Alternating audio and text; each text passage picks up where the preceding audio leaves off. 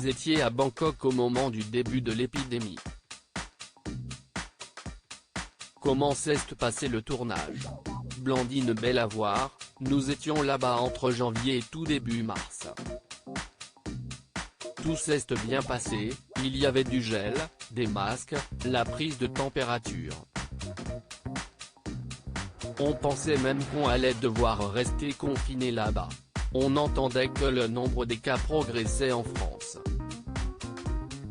Et quand on est rentré ici le 2 mars, on a trouvé aberrant que personne ne porte de masque.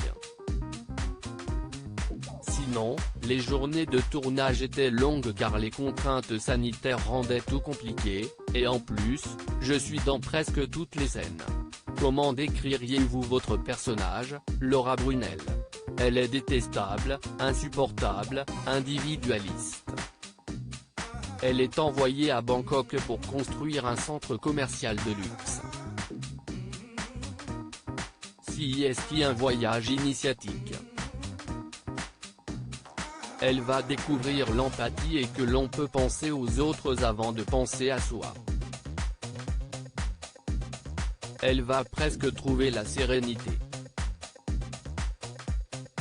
Qu'est ce qui vous a plu dans cette comédie? J'ai tourné pas mal de polars ces derniers temps. Je n'avais jamais fait de comédie romantique, un plaisir. Je prends le temps de choisir les projets.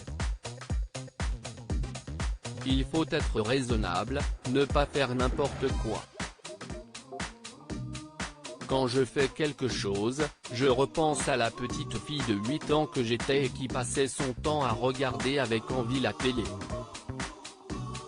Avez-vous terminé le tournage d'une affaire française, cette série pour TF1 sur l'affaire Grégory où vous jouez Christine Villemain? On a tourné une semaine début mars, juste avant le confinement, et on a repris fin juin jusqu'à début septembre. Je ne connaissais pas cette affaire car elle date de 1984 et je suis né cette année-là. De plus, je ne suis pas fan des grandes affaires criminelles. Je ne me lève pas la nuit pour regarder Faites entrer l'accusé.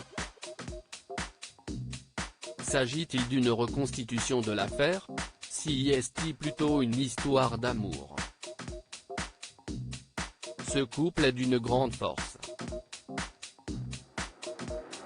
Ils sont toujours ensemble aujourd'hui.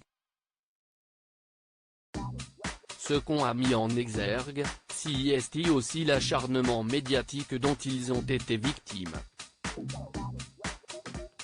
C'était ignoble, l'homme est un loup pour l'homme. Quels sont vos projets maintenant? Cette série m'a bien retourné le cœur et l'âme. Les larmes que l'on donne sur les tournages sont de vraies larmes et j'ai beaucoup pleuré. Je vais prendre du temps avant de passer à autre chose.